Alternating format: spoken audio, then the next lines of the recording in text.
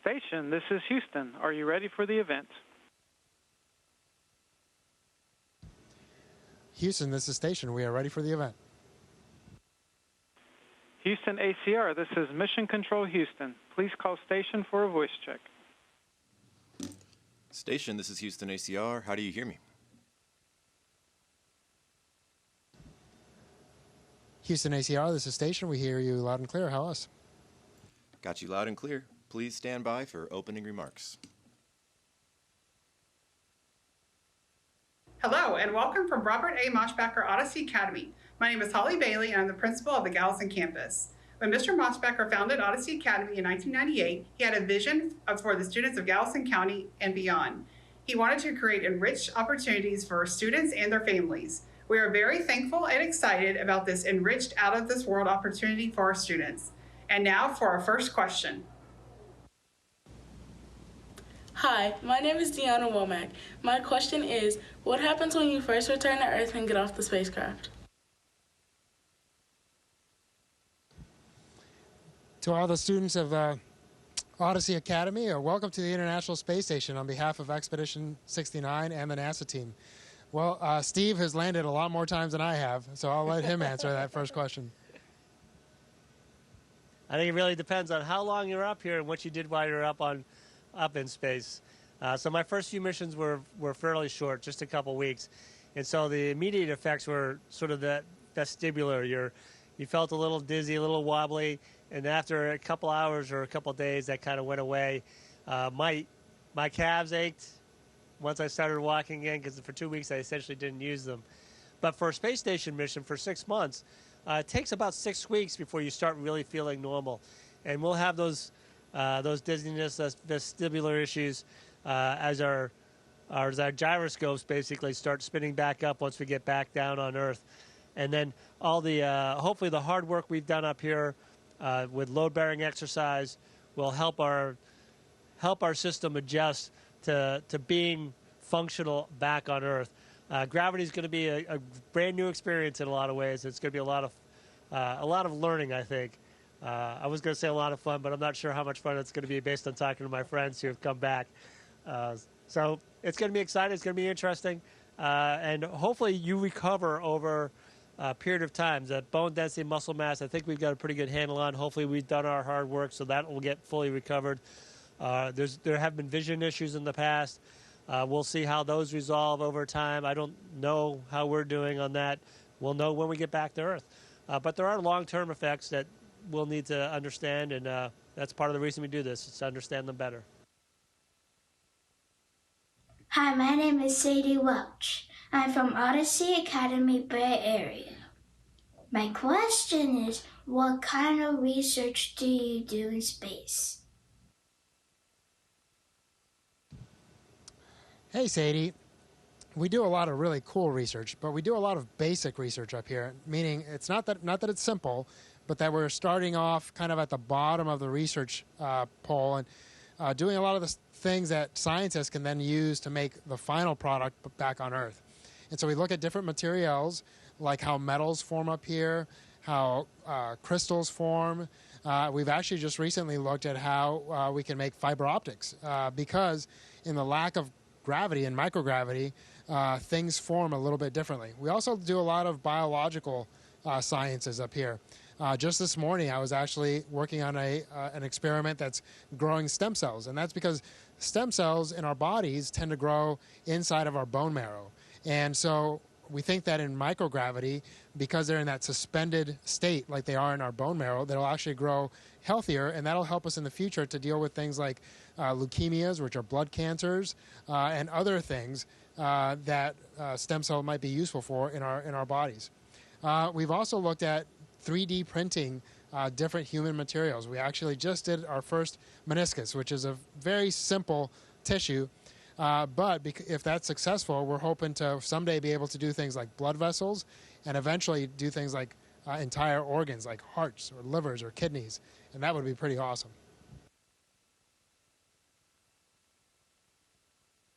Hi, my name is Isabella. My question is, what do you think is most amazing about space? The most amazing thing about space is the fact that we're able to live up here. It's absolutely incredible to think that people have continuously living on board this station for almost 23 years now. When I was your age, that had not happened.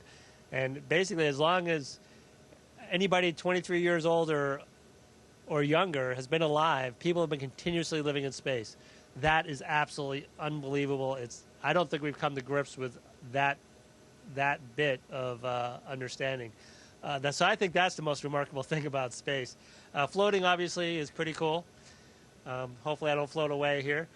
But, there are other things as well. Hi, my name is Malaysia Livingston. My question is, how long does it take to become an astronaut? Hey, Malaysia. Well, it's actually a really long process. So once you're selected, you have 2 years of what we call kind of basic training. You learn how to do your basic spacewalking skills, how to drive the robotic arm that we use on station. You learn how to fly in a supersonic jet.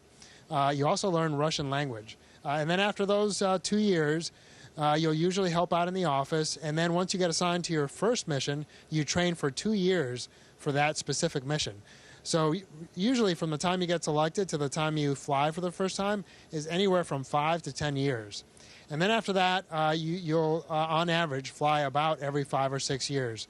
So it's a long process, but this is an incredibly complicated thing that we do. And so it just takes a long time to learn what you need to learn to be up here. Hi, my name is Jordan Hernandez. My question is, what is your favorite thing to eat when you are in space? There are a lot of fun things to eat up here. I think my current favorite food right now is sort of spaghetti and meat sauce, but candy is always fun to eat up here. You can let things float. Hopefully you don't make too much debris, because then we have to clean that up.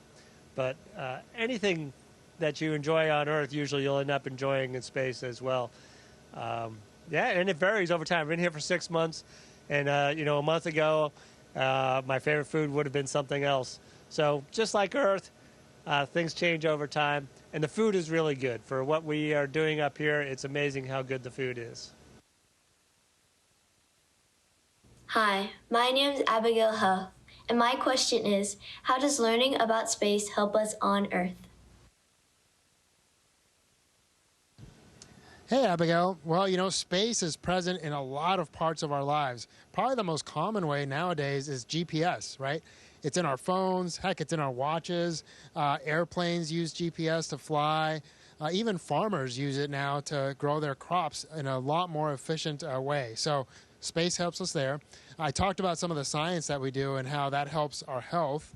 And some of the materials that we're developing up here will someday allow us to have faster connections for things like internet or cellular connections.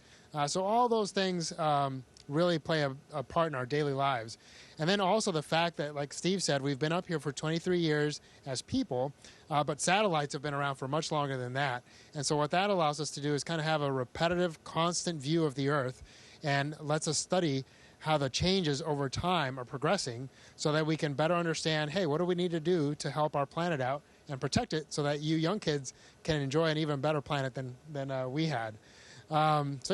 Space is really present in our lives, and it's really cool to be a part of helping humanity out by being up here. Hi, my name is Anaya Recheta. My question is, how do you get back in the space station after a spacewalk? Well, it's really important to get back into space station when you go outside to do a spacewalk. So you go outside, and how that works is we actually have a special module that we close off.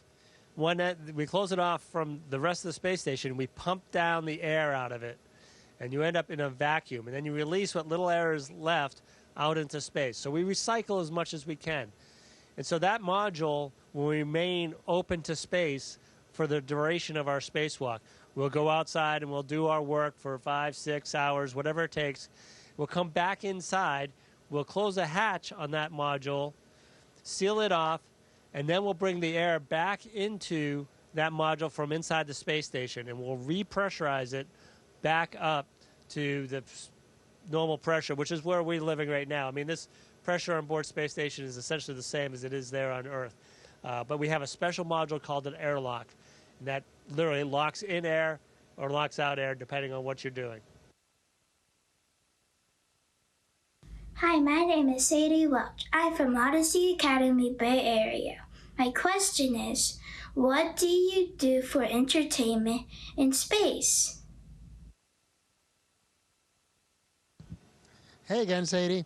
Well, you know, we quite a few different things. The best thing we do is hang out with our friends up here, and we tend to do that a lot. We'll eat meals together, hang out at night, and just talk about what we did during the day or talk about things back home.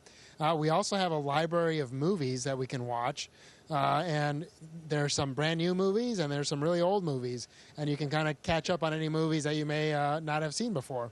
And then a lot of us just enjoy reading. You know, a way to just relax is you read a book and listen to some music and just enjoy. But really, yeah, we try to do things that allow us to relax and take a break from the work that we do up here. Hi, my name is Elijah Arena. My question is, what material is used to make astronaut boots?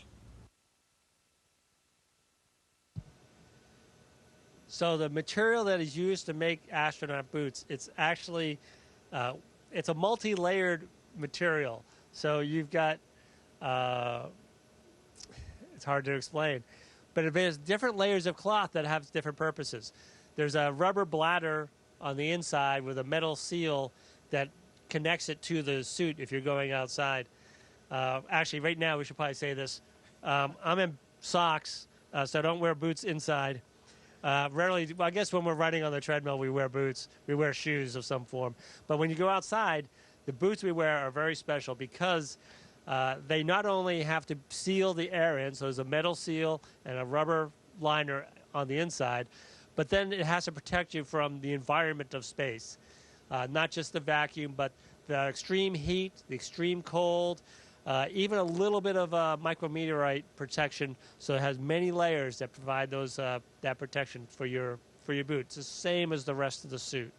It's pretty remarkable material. Hi, my name is Jan, and my question is, why do astronauts' muscles get weaker in space?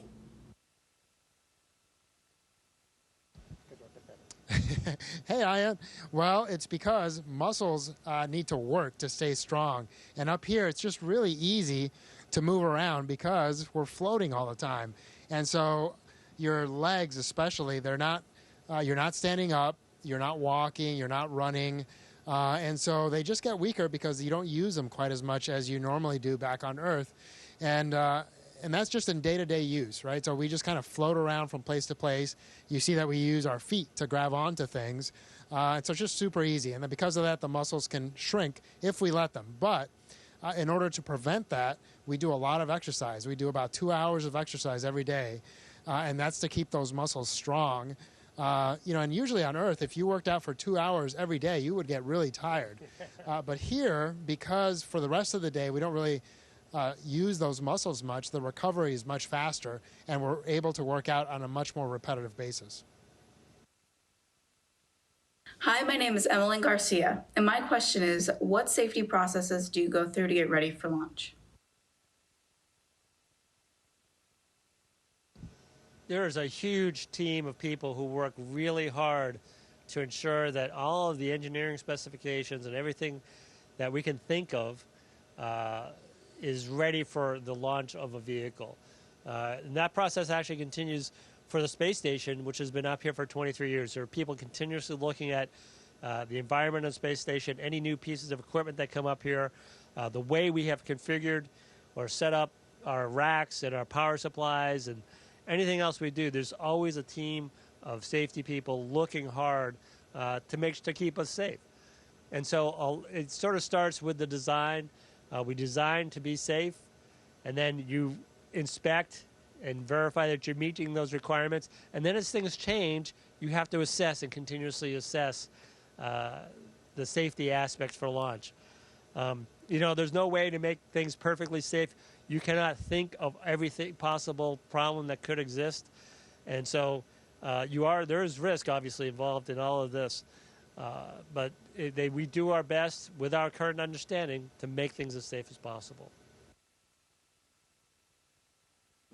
Hi, my name is Carson Cook, and my question is, how does your body react when you are launching at such high speeds? Hey, Carson. Well, it feels kind of like you're on a roller coaster, or maybe a really fast jet, if you've ever been in one of those, or a really fast car when you first hit the accelerator. And so you have a lot of what we call G-forces, but the good thing is that they're not acting to get the blood out of your head, which would really make you pass out. We sit or lay in a way that those forces go through our chest. And so it makes it a little bit more difficult to breathe. It almost feels like somebody or something is standing on your chest when you're trying to breathe. But you're able to think really clearly, and you're able to do things. It's just really a little bit harder to move your arms or move your fingers against those forces. But generally, that's about it, and you're able to function at your full capacity. Hi, my name is Anaya Pugh, and my question is, what is the hardest part of everyday life in space?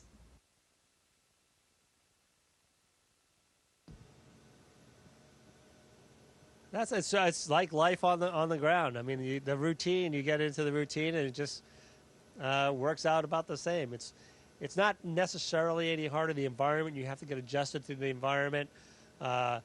We do maintain a very long and continuous schedule. And I mean, Frank's been up here for almost a year at this point and really has not had a vacation. And so getting those breaks, so we have to build those into the week. So they try to give us weekends off. We try and find ways to allow ourselves to relax and do that recovery. And so that's sort of the hardest thing, is sort of the pace and the routine and allowing yourself to really pace it out and be ready to work on any given day. Hi, my name is Omar Sanchez. What kinds of things do you think we might learn about the moon that we don't already know from the Apollo missions? Hey, Omar, that is a great question, because some of our friends will hopefully be going to the moon here shortly, and who knows who else might be going in the near future. But I think the biggest difference between the Artemis missions and the Apollo missions is that we plan to go back to the moon and stay there for longer periods of time. And so to do that, we have to just think about things a little bit differently. For instance, how do we produce energy so that we can use it for longer periods of time? How do we produce water or regenerate water? So we're going to be looking at how do we use the materials that are already present on the moon, especially the regolith, or the rocks that are broken up. Can we use those to make bricks? We've also found out since the Apollo missions that there's ice on the moon. And can we use that ice both for our day-to-day living and, more importantly, to generate fuel or energy for our spacecraft? And so really, I think the biggest difference is going to be that we're going to go there and we're going to stay much longer. And hopefully the things we learn in staying longer will help us explore deeper into our solar system and our universe someday. Hi, I'm Aya, a structural design engineer at Boeing and a member of the ISS MIMIC team. And on behalf of all of the students at Odyssey Academy, I'd like to thank you for your time with us today. All right, well, thank you so much to all the students at Odyssey Academy. We want to give a shout out to Matt B. from all your friends at JSC, but to all the students, thank you so much for your curiosity and your desire to learn. That's probably the best thing about being an astronaut, is that we have a job that allows us to continue to learn every day and to continue to grow, and I encourage you to do the same. All right, you guys take care. Have fun. Station, this is Houston ACR, and that concludes the event.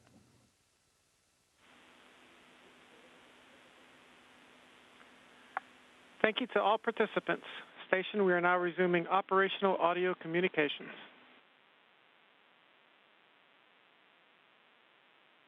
Copy,